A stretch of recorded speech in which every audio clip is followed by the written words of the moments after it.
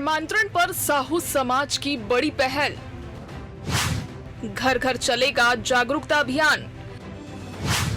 धर्मांतरण रोकने बनेगी सामाजिक टीम। कानून के बावजूद क्यों जारी विवाद? धर्मांतरण पर फिर गरमाई सियासत।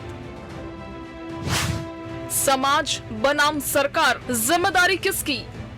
प्रदेश साहू संघ की बैठक में धर्मांतरण को लेकर गहरी चिंता जताई गई। बैठक में तय हुआ कि समाज के पदाधिकारी गांव-गांव और घर-घर जाकर लोगों से संवाद करेंगे और जागरूकता अभियान चलाएंगे। समाज का कहना है कि उद्देश्य किसी टकराव का नहीं, बल्कि लोगों को जागरूक करना और सामाजिक एकजुटता बनाए रखना है।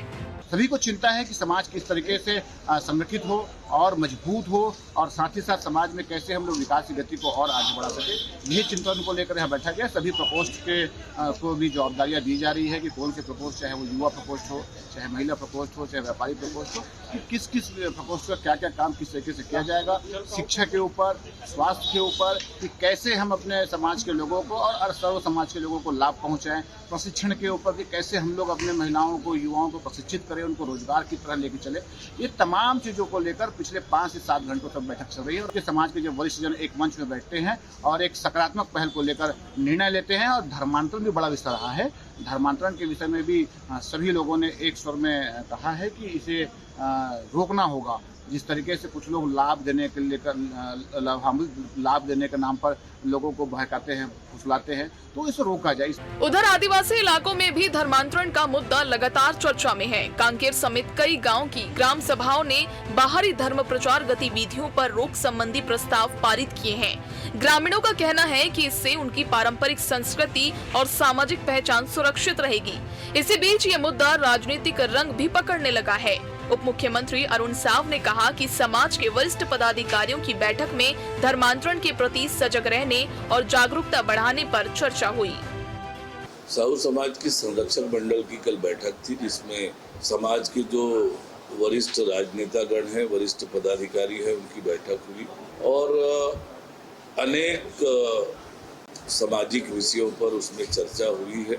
समाज में जो कुरीतियां हैं उनको कैसे दूर करें, सामाजिक संगठन को और किस तरह से मजबूत करें, इन सब विषयों पर चर्चा हुई है। और साथ ही धर्मांतरण के विषय को लेकर भी चर्चा हुई है। अनेक सामाजिक विषयों पर चर्चा हुई है, उसमें से धर्मांतरण भी एक विषय था जिसको लेकर साहू समाज सजग है और सक्रियता से इस दिशा में काम कर रहा है। वहीं कांग्रेस ने पूरे मामले में सरकार को घेर लिया है। प्रदेश कांग्रेस अध्यक्ष दीपक बैज का कहना है कि यदि धर्मांतरण रोकने के लिए कानून पहले से मौजूद है तो सरकार उसे प्रभावी ढंग से लागू क्यों नहीं कर पा रही है। कांग्रेस का आरोप है कि सरकार कार्रवाई से ज्यादा इस मुद्दे का राजनीतिक इस्तेमाल कर रही है। पारित हो गया, राज्यपाल ने हस्ताक्षर कर दिए, फिर सरकार नियम क्यों नहीं बना रही? उसको अभी तक लागू क्यों नहीं किए? सिर्फ वोटों की राजनीति का ध्रुवीकरण करने के लिए धर्मांतरण धर्मांतरण धर्मांतरण चिल्लाते रहो और वोट की राजनीति करते रहो। क्योंकि भारतीय जनता पार्टी पास कोई योजना है नहीं जो योजना को लेकर गांव तक जाए। जाति और धर्म पे राजनीति कर लो। अब तो राम मंदिर में चोरी हो गया, चंदा चोरी, अब उसमें तो एक मुंह से नहीं निकल रहा है भारतीय जनता पार्टी के नेताओं का। धर्मांतरण को लेकर छत्तीसगढ़ में अब बहस सिर्फ कानून तक सीमित नहीं रह गई है। समाज भी सक्रिय भूमिका निभाने की तैयारी में है, जबकि राजनीति अपने अपने तर्कों के साथ आमने सामने खड़ी है। ऐसे में बड़ा सवाल यही है, क्या सामाजिक जागरूकता और कानून मिलकर इस विवाद का समाधान निकाल पाएंगे, या फिर धर्मांतरण का मुद्दा आने वाले दिनों में सियासी बहस को और तेज करेगा। Bureau report, TV 24।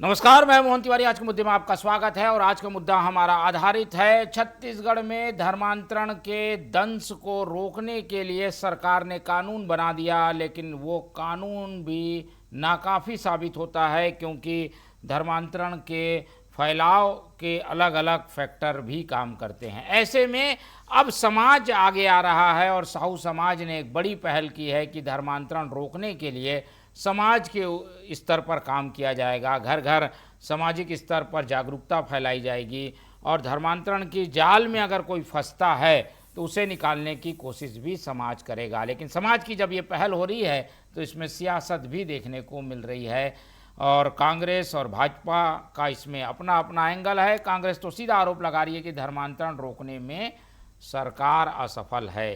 क्या इसमें सच्चाई है, इसी पर आज डिबेट करेंगे और जानेंगे कि समाज जागा है तो धर्मांतरण कितना रुकेगा। चर्चा शुरू करते हैं, उससे पहले मिल लेते हैं उन मेहमानों से जो इस चर्चा में हमारे साथ रहेंगे। हम बहुत स्वागत करेंगे, हमारे साथ मौजूद हैं इस पूरे मामले में बीजेपी का पक्ष रखने के लिए बीजेपी के प्रवक्ता राजू चक्रवर्ती जी, बहुत स्वागत है आपका। इस पूरे मामले का राजनीतिक विश्लेषण हमें समझाएंगे वरिष्ठ पत्रकार और राजनीतिक विश्लेषक नागेंद्र वर्मा जी, बहुत स्वागत करेंगे आपका। और कांग्रेस का पक्ष रखने के लिए हमारे साथ मौजूद हैं अमित श्रीवास्तव जी, बहुत स्वागत है आपका, मुख्य प्रवक्ता हैं कांग्रेस के। तो तीनों मेहमान हमारे साथ बने हुए हैं और जैसे कि हमने बताया कि कुछ दिन पहले भी हमने चर्चा की थी कि धर्मांतरण हो रहा है, किस समाज को टारगेट किया जा रहा है।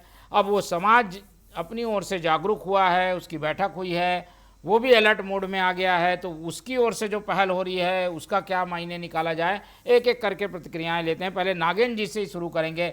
नागेंद्र जी, छत्तीसगढ़ में आदिवासी और साहू ये दो समाज कहा गया कि भाई टारगेट में हैं, धर्मांतरण हो रहा है उनका। अब रोकने के लिए साहू समाज भी पहल कर रहा है, लेकिन ये जब पहल समाज की ओर से हो रही है तो सरकार से सवाल किया जा रहा है कि सरकार क्या कर रही है, समाज को आगे आना पड़ रहा है। देखिए मोहन भाई, इसमें सरकार का तो कहीं अभी कुछ भी दिखता ही नहीं है, क्योंकि सीधे रोकने के लिए मतलब ये जो सामाजिक चेतना जो जाग रही है ये बहुत महत्वपूर्ण है। क्योंकि आपने जैसा कहा कि हमारे यहाँ छत्तीसगढ़ में आदिवासी बहुल्य क्षेत्र हैं जहाँ पर विकास कह सकते हैं कि लंबे समय से नहीं पहुँचा। वहाँ के लोग बहुत सीधे साधे भोले भाले हैं और उनकी जो आवश्यकताएं होती हैं उनका फ़ायदा उठाने के लिए उनका मन मतांतरित कर लिया जाता है और धीरे से वो धर्मांतरण की प्रक्रिया में वो पूरे तरीके से आ जाते हैं। ठीक उसी तरीके से एक ओबीसी वर्ग में साहू समाज जो है वो एक बहुत बड़ी आबादी है और वो भी स्वभाव में देखें तो बहुत सीधे सरल होते हैं। हालांकि आदिवासियों में और उनमें बेसिक फ़र्क ये है कि वो वनांचल में और बहुत सारी सुविधाओं से दूर हैं, लेकिन ओबीसी वर्ग साहू समाज जो है वो मैदानी क्षेत्र में है और एक तरीके से कहें तो धनाढ़ वर्ग में भी आते हैं। वो काफ़ी कुछ वो महत्वपूर्ण स्थिति में है, शिक्षा भी कहें तो उनके यहाँ बहुत अच्छी है और साथ में कृषि कार्य में जुड़े हुए हैं, नौकरी में भी हैं। तो इस तरीके से उनको बहलाना ऐसा तो लगता है कि नामुमकिन है, लेकिन फिर भी उनके जो सीधे सरल स्वभाव के कारण दूर ग्रामीण क्षेत्रों में उनको कहीं ना कहीं बहकाने की एक जो प्रक्रिया है और इसको साहू समाज ने गंभीरता से लिया है। तो उन्होंने, मुझे लगता है कि पूरे छत्तीसगढ़ में पहली बार ये हो रहा है कि कोई समाज अपने तरफ से धर्मांतरण को रोकने के लिए पहल करने जा रहा है और अपने समाज में चेतना जगा रहे हैं। वो द्वार द्वार में जाके लोगों से चर्चा कर रहे हैं और लोगों को इस भ्रमजाल से बचाने की कोशिश कर रहे हैं। अब सरकार का इसमें योगदान तो सिर्फ यही है कि वो लोगों को ये बता सकते हैं कि धर्मांतरण जो है वो नहीं करना है और उसके लिए क्या कानून है। अगर कोई उनको गलत तरीके से प्रलोभन देता है तो उस व्यक्ति को जो उनको प्रलोभित कर रहा है उसके खिलाफ क्या कार्रवाई हो सकती है, ये जानकारी सरकार जो है वो दे सकती है। लेकिन वो धर्मांतरण ना करे ये तो समाज ही करने में सक्षम है और वो करने जा रहा है। ठीक है, क्या इसमें कोई कानूनी पेज भी आता है क्या कि भाई सरकार इसमें रोक करे तो समझ में आता है, समाज अगर रोक करेगा टकराव भी होगा, इसी बात की आशंका है? नहीं, लेकिन सवाल ये उठता है कि समाज के पास भी अपनी एक शक्ति है, उनके पास भी एक बौद्धिक क्षमता है, बौद्धिक वर्ग है।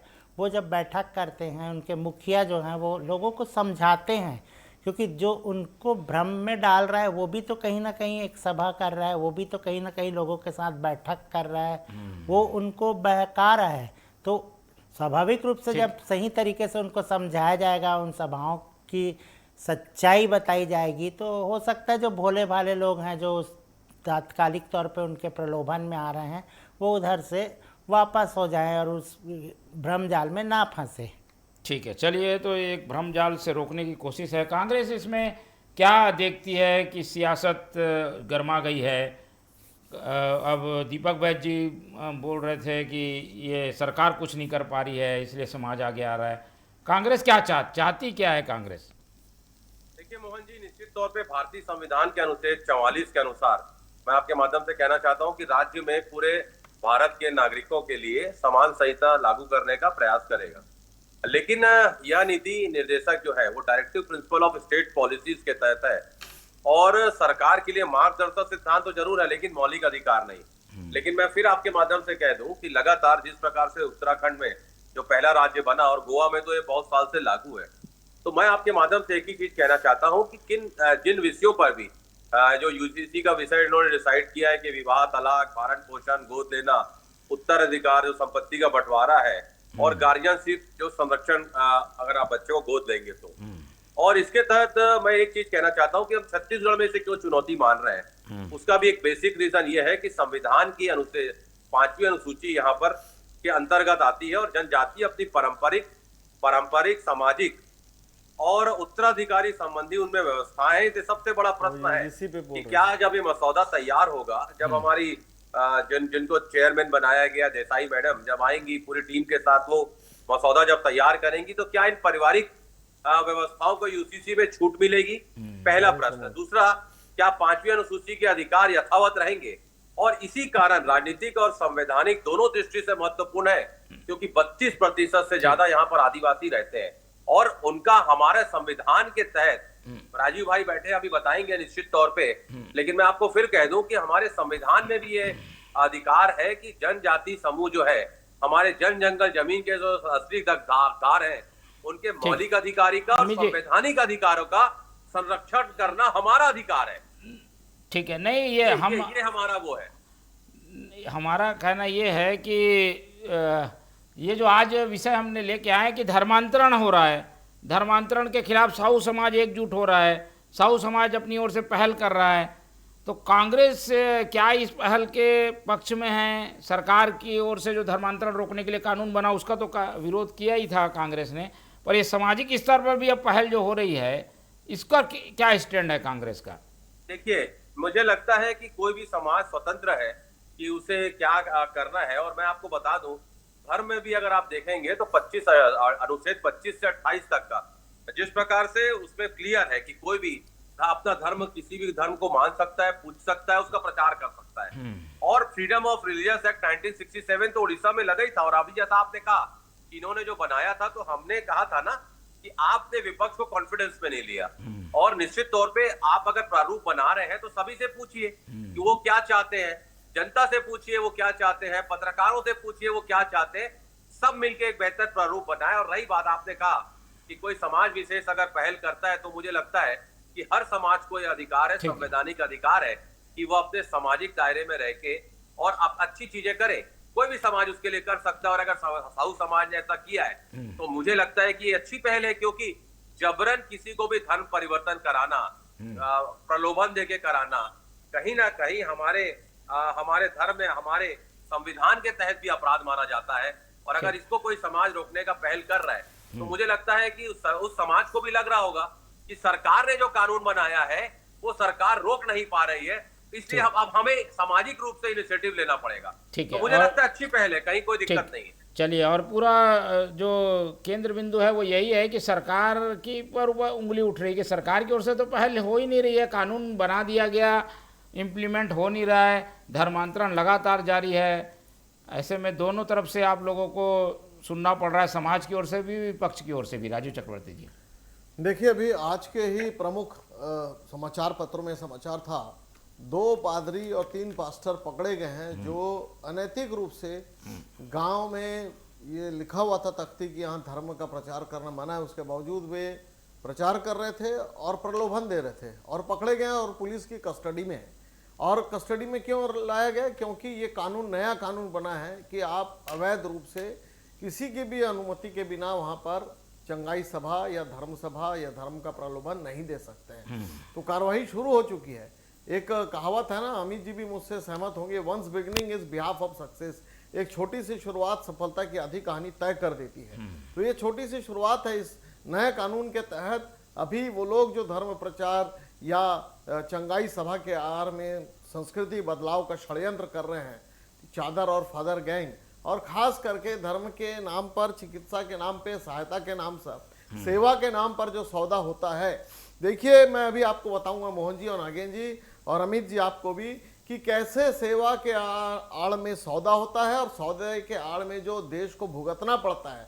मणिपुर में मेरे आज एक हमारी बहुत बड़ी बैठक थी, मैं एक संगठन में हूँ स्काउट गाइड जिसका नाम है, तो नॉर्थ ईस्ट से लोगों की बात चल रही थी, तो उन्होंने कहा कि जो कुकी समुदाय है वो कहता है कि हमको अलग कर दो भारत से, हमारी संस्कृति चीन से है, हमारी संस्कृति ईसाई संस्कृति है, हमको अलग कर दो। और वहाँ जो भी अगर मैदानी लोग अगर जाते हैं तो उनके ऊपर वो बाणों से हमला करते हैं, उनके ऊपर वो बम फेंकते हैं, पेट्रोल बम डालते हैं।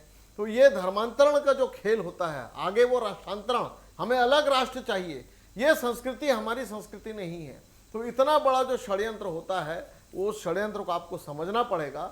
और मोहन जी, मैं आपको बता दूं कि CIA से लेकर तमाम जो अंतर्राष्ट्रीय जो भारत के शत्रु देश है, उनकी ये बहुत बड़ी एक कोशिश है कि धर्मांतरण होते रहे और एक जैसे डेमोग्राफिकल बदलाव होता है, जैसे हम देखते हैं झारखंड में एक बहुत बड़ा बदलाव, जो आदिवासी परंपरा के लोग थे वो ईसाई परंपरा में चले गए हैं। अब वो कहते हैं कि हमारी सरकार रोकती क्यों नहीं है? सरकार रोकने के लिए कानून बना और साहू समाज आज जागरूक हो चुका है। साहू समाज ने अपना समन्वय टीम बना ली है, अपनी संपर्क टीम बना ली है और सतत संपर्क के साथ जन जागरण कर रही है। क्योंकि भोले भाले जैसे वन बंधु भोले भाले रहते हैं, उन्हें भुला दिया जाता है, वैसे साहू समाज के लोगों, जो हमारे गांव में रहने वाले सीधे साधे भोले भाले लोगों को बड़गलाया जाता है कि आपकी बीमारी ठीक हो जाएगी या आपको हम ठीक कर देंगे। और ऐसे धीरे से ये, जैसे मैंने कहा कि सेवा के बदले सौदा, और या तो उनका दिमाग के ऊपर जो बहुत बड़ी मानसिक प्रताड़ना दी जाती है, मीठा प्रताड़ना, या उससे किसी भी प्रकार से, तो उनको बदलाव किया जा रहा है। तो इसीलिए साहू समाज आज जागरूक हो गया है और इस पहल का, जिसमें तमाम अलग अलग राजनीतिक दल के लोग, भारतीय जनता पार्टी के, कांग्रेस के और दूसरे राजनीतिक दल, उन लोगों ने बैठक ली और उन्होंने ये किया कि अब जो भी अलग अलग धड़े हैं साहू समाज के, झेरिया साहू समाज, तेली साहू समाज, या तमाम जो हरदिया साहू समाज, कबीरा साहू समाज, सबने मिलकर ये निर्णय लिया है कि अब हम ये धर्मांतरण करने वाले इस गैंग के चक्कर में नहीं पड़ेंगे और सामाजिक एकता बनाकर उनको संपर्क करेंगे। तो ये एक बहुत बड़ा क्रांतिकारी पहल है। तो मैं साहू समाज को बधाई देता हूँ, शुभकामना देता हूँ। ठीक है, समाज को जागना भी जरूरी है, लेकिन नागेंद्र जी, इसका क्या असर पड़ने वाला है आने वाले समय में? क्या समाज की ओर से जो पाबंदियां की जाएंगी या पहल की जाएगी, उसका इम्पैक्ट होगा क्या? धर्मांतरण रुकेगा क्या? कि जिसको करना है वो तो कर ही लेगा। समाज से जब डर ही नहीं रहेगा, उस समाज से डरता नहीं, तभी तो दूसरे धर्म में जा रहा है वो। देखिए, वही जो विसंगतियां हैं, उसी को दूर करने के लिए ही समाज जागरूक हो रहा है। क्योंकि धर्मांतरण के बाद जो अगला चरण रहता है, वो आप देखिएगा उसमें लॉ एंड ऑर्डर की स्थिति पैदा हो जाती है।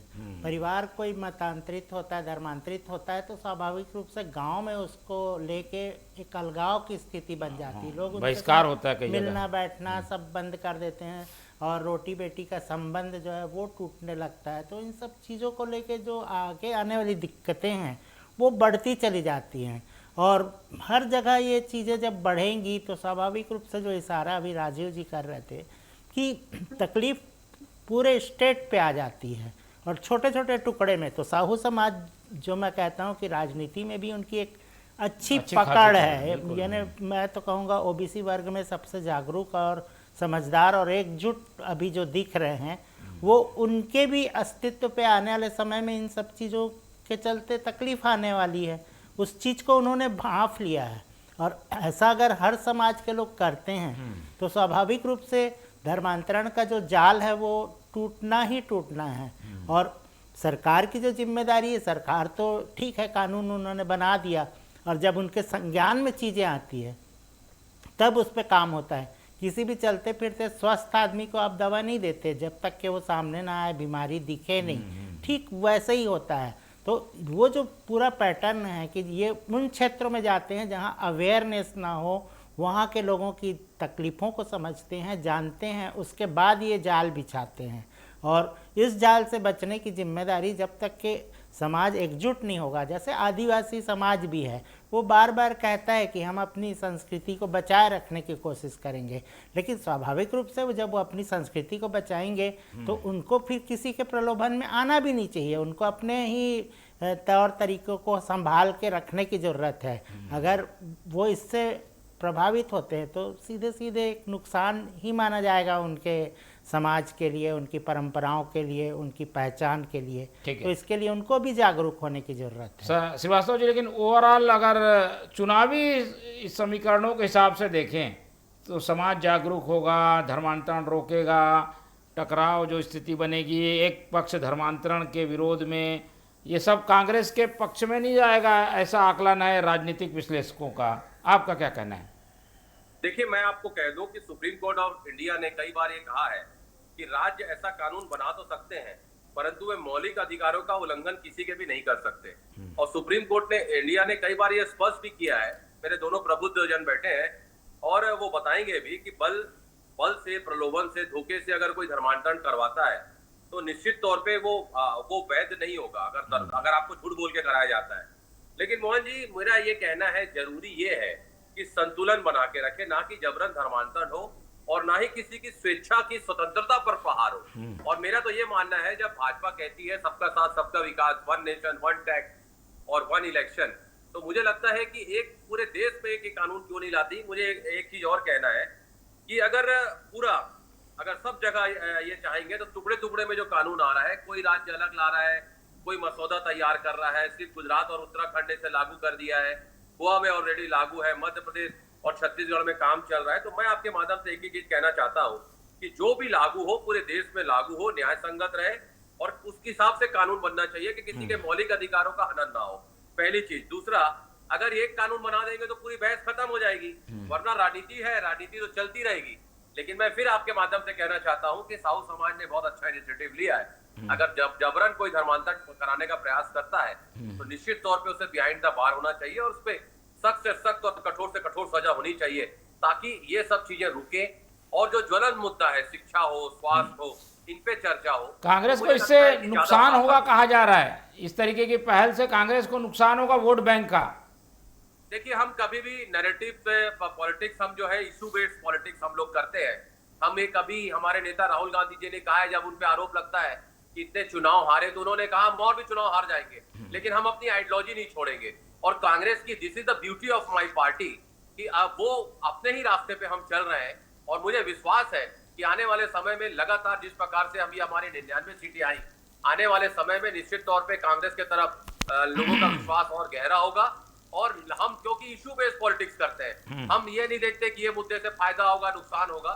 हमें लगता है कि जनता को फायदा होना चाहिए और जो जनता का फायदा है हमारे लिए वही मुद्दा है। जनता का फायदा होना चाहिए, जो सरकार बैठे जनता की आकांक्षाओं पे खरा उतरे और जनता ने जो आकांक्षाओं से उन्हें चुना है उसे वो पूरा करे, और यही लड़ाई है। अगर वो सरकार पूरा नहीं करेगी तो हम सड़क से सदन तक उसे बात कर देंगे। फाइनल आंसर ले लेते हैं चक्रवर्ती जी, ये आखिर घूम फिर कर मुद्दा सरकार को घेरने वाला ही है। सरकार घिरती नजर आ रही है क्या इस मुद्दे पर? धर्मांतरण को रोकने में असफलता दिखती है? नहीं, असफलता नहीं, ये तो बहुत बड़ी लड़ाई है और आज की लड़ाई नहीं है। जिस दिन अंग्रेजों की या ईस्ट इंडिया कंपनी की पहली खेप आई, कालीकट के पास हो या कहीं पर भी हो, और उन्होंने अपना व्यापार के साथ विश्वास बनाया, विश्वास के साथ अपना धर्मांतरण का खेल चलाया। और देखिए उसके बाद से तो यानी कि 1790 के बाद से लगातार गांव-गांव में वो अपना प्रचार प्रसार कर रहे हैं। और प्रचार प्रसार करने के साथ हमने कहा कि हिंदू, मुस्लिम, सिख, उसके बाद ईसाई एक धर्म स्थापित हो गया है पिछले 200 वर्षों में। और धर्म स्थापित होने के साथ सांस्कृतिक कुठाराघात कि आपकी संस्कृति अलग है, हमारी संस्कृति अलग है, ये आपका देश नहीं है, हमारी अफ्रीका देशों में क्या किए, वहाँ शोषण किए। जब आँख खोले तो देखे कि हमारी ज़मीन गायब थी। तो उसी प्रकार का लॉर्ड कार्ल मैकाले से लेकर तमाम लोगों ने भारत के साथ छल किया है और वो अनवरत जारी है। देखिए, और ये बड़ी लड़ाई है, कोई सरकार या कोई समाज इसमें सो छोटा सा अंग है। इस लड़ाई में सबको साथ मिलकर इस लड़ाई को वो होगा, क्योंकि हमारी भारतीय सनातन संस्कृति के ऊपर हमला है और भारत राष्ट्र के ऊपर हमला है। तो कई लड़ाइयाँ ऐसी होती जो मिसाइल और तोप से होती है। ये लड़ाई मिसाइल और तोप से लगी अंदर की लड़ाई है। मैंने कहा ना मीठा जहर, ये मीठे जहर की लड़ाई है। जल्दी श्रीवास्तव जी बोल लड़ाई दीजिए। लड़ेंगे और देखिए मोहन जी, जी बोलिए बोलिए। मेरा एक ही निवेदन है राजू भाई से कि आप अभी तो मसौदा तैयार कर रहे हैं। सबसे पहला हमारी मांग है, पहले व्यापक और परामर्श हो और स्पष्टता जरूरी है। दूसरा, आदिवासी और पारंपरिक समुदाय के रीति रिवाज उस पर प्रभावित ना हो। दूसरा पॉइंट। तीसरा हमारा जो सजेशन है आपका कि धार्मिक और सांस्कृतिक विविधता पर इसका असर ना पड़े। ठीक है, वो तो हो रहा है ना। अगर आप उस पे उत्तराखंड, सम्मिलित करते हैं, अमित जी, तो मुझे लगता है बहुत सारी चीजें क्रिस्टल क्लियर हो जाएंगी। ठीक है अमित जी, अभी जो गुजरात, असम और उत्तराखंड जहां ये यूसीसी लागू है, वहां ये सारी चीज़ें चर्चा के बाद हो भी गई है। मतलब ये जो विषय जो उठा रहे हैं आप, ये विवाद नहीं हुआ इस पर। चक्रवर्ती जी ज़्यादा बताएंगे। बिल्कुल, इस पर कोई अभी विवाद तो नहीं हुआ, राज्य सर्वसम्मति हुई। लागू है ना। और आज जो बहस है वो साहू समाज के जागरण पर है। हाँ, यूसीसी पर तो ही है। आदरणीय अमित जी ने कहा बिल्कुल उसका ध्यान रखना चाहिए, सर्वसम्मति हो, आदिवासी वर्ग की संस्कृति का ध्यान रखा, मैं बिल्कुल सहमत हूँ। लेकिन आज जो बहस है कि साहू समाज ने जो क्रांतिकारी पहल की है उसके साथ क्या मत है, तो बिल्कुल हम भारतीय जनता पार्टी के लोग उसके साथ है, तमाम लोग उसके साथ है। नहीं, मसौदा तो बाद में आएगा, सम्मिलित कर लीजिएगा। बिल्कुल बिल्कुल। चलिए, तो ये सब बहस चलती रहेगी। फिलहाल साहू समाज ने एक अच्छी पहल की है, अपने समाज को प्रोटेक्ट करना, अपने समाज के लोगों को एकजुट रखना समाज का काम भी है, और साहू समाज इसी दिशा में आगे बढ़ रहा है। हम उम्मीद करते हैं कि वो अपने धर्मांतरण को रोकने वाले मिशन में सफल भी होगा। इस चर्चा को आज यहीं खत्म करते हैं। इस चर्चा में हमारे साथ राजू चक्रवर्ती जी जुड़े, उनका धन्यवाद। नागेंद्र वर्मा जी ने समय दिया, उनका धन्यवाद। और अमित श्रीवास्तव जी हमारे साथ बने रहे, उनका बहुत बहुत धन्यवाद। तो तीनों मेहमानों को धन्यवाद कहते हुए आज की चर्चा यहीं खत्म करते हैं, और आप लोग से रखते हैं उम्मीद कि आप लोग देखते रहेंगे TV24। बहुत ख्याल, नमस्कार।